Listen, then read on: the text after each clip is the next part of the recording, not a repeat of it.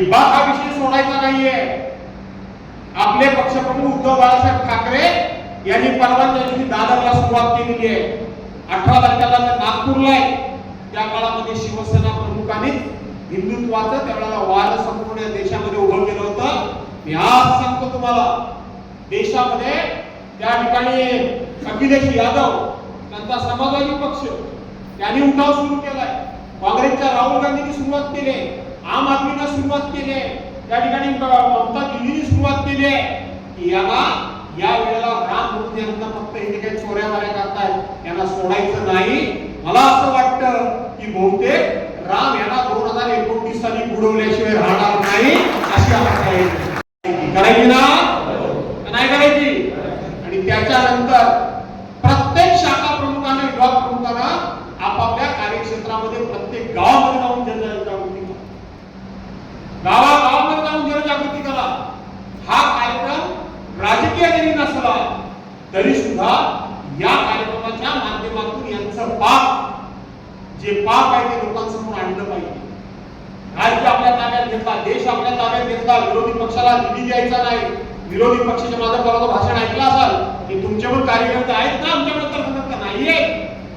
तुम्ही वळवून ठेवता सगळ्या गोष्टीमध्ये.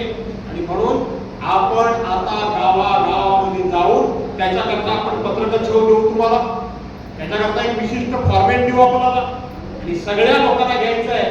आणि आपला तिथं कुठल्याही परिस्थितीमध्ये पक्षीय बॅनर नसेल पण प्रभू रामचंद्राचा बॅनर उत्तम प्रकारचा असेल आणि भगवा झेंडा मात्र न चुकता आपल्या हातामध्ये असेल. तर आपण घंटानाद करू, तिथे आपण प्रार्थना करू, तिथे रामाचा अभंग म्हणू, तिथे रामाची आरती करू. करायची का नाही करायची आहे का कारण ठेवायचा? ही संधी रामानंच तुम्हाला आणून दिलेली आहे. प्रत्येक गावागावामध्ये जाऊन लोकांच्या मध्ये जनजागृती करू. हे खरे हिंदुत्ववादी नाही तर हे खरे हिंदुत्वाचे मारक आहेत. हे हिंदुत्वाचे त्या ठिकाणी देणग्या चोरणारे चोर आहेत.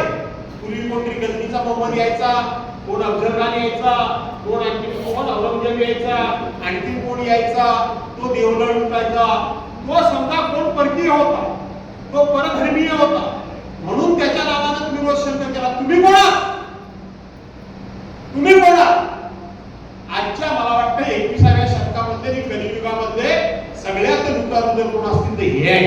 सगळ्यात लुटारू लोकांनी विश्वासानं श्रद्धेनं माझं रामाच्या चरणी काहीतरी दान पडलं पाहिजे, माझ्या रामाच्या देवळामध्ये माझं काहीतरी त्या ठिकाणी उभारणी असली पाहिजे, माझ्या हातून काहीतरी एखादी 2 पैसे तिथं पोहोचले पाहिजे. ही भावना समजून लोकांनी काही गोळा करून तुम्हाला दिली, त्याचबरोबर मतं सुद्धा तुम्हाला दिली.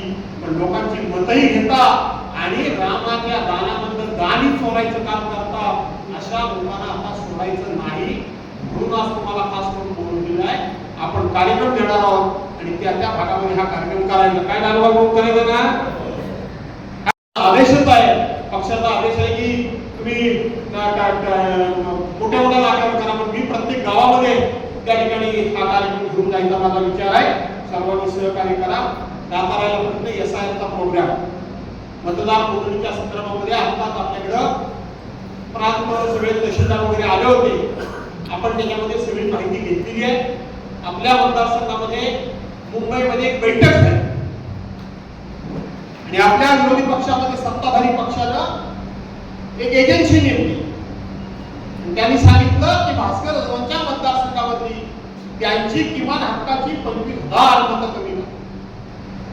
काही करा, 25,000 मतं भास्कर जाधवांच्या मतदारसंघाची कमी करा आणि 25,000 मतदान कमी करण्याचं एक कॉन्ट्रॅक्ट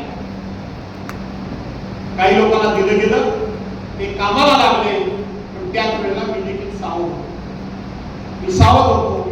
विक्रांत जिल्हा प्रमुख म्हणून, तालुका प्रमुख म्हणून हे तुम्ही लोक सगळे लोकांच्या बैठका वगैरे घेऊन सातत्यानं त्या संदर्भामध्ये BLA नेमा वगैरे वगैरे तुम्हाला सांगत होते. SIR यादीमध्ये तुम्ही सगळे तुमच्या परीने काम करत होतात. पण त्याच वेळेला मी शांत होतो, मी सावध होतो. आज मला तुम्हाला सांगितलं पाहिजे की आपल्या मतदारसंघामध्ये जे मॅपिंग झालं, मॅपिंग म्हणजे की घराघरामध्ये जाऊन मतदार केंद्र वगैरे ज्याची माहिती घेतली गेली त्याला मॅपिंग म्हणतात. त्या माहितीमध्ये आपला मतदारसंघ 97.5% आहे. काळजी करण्याचं कारण नाही. काळजी करण्याचं कारण नाही. आता उरले किती 2.5%? 2 लाख आपले 42 मतदार आहेत. त्याच्यामध्ये 10-11 हजार मतदार दिसत नाही. ते 10-11 हजार मतदार शोधण्याचं काम आता सुरू झालं. त्यातले 4-5 हजार नसतील सुद्धा जातील. उरलेले 5-6 हजार पुन्हा आपल्याला वाढवण्याकरता म्हणून संधी आता आहे. प्रत्येकानं फॉर्म आता भरून द्यायचा आहे. फॉर्म भरून देत असताना 2002 साली आपल्या आई वडिलांचं मत होतं की नव्हतं, आपलं नसेल पण आपल्या आई वडिलांचं मत होतं की नव्हतं, ते शोधलं नाही. आपलं सुद्धा असेल तर फॉर्म हा प्रत्येकाला भरावाच लागणार आहे. नवीन मतदार समजून फॉर्म भरावाच लागणार आहे. पूर्वीच्या यादीमध्ये नाव नसेल त्याच्यानंतर तुमच्या आई वडिलांचं त्यावेळेला नाव होतं की नव्हतं 2002 च्या यादीमध्ये बघितलं जाईल. आणि तेही आई वडिलांचं नाव नसेल तर 12 प्रकारचे तुम्हाला पुरावे देऊन तुमचं नाव त्या यादीमध्ये टाकता येईल. आणि म्हणून थोडक्यात आता काळजी घ्या. याला का नाही 25,000वरून त्यांना आपण 5-6 आणले. अजून 5-6 हजार मतं आहेत.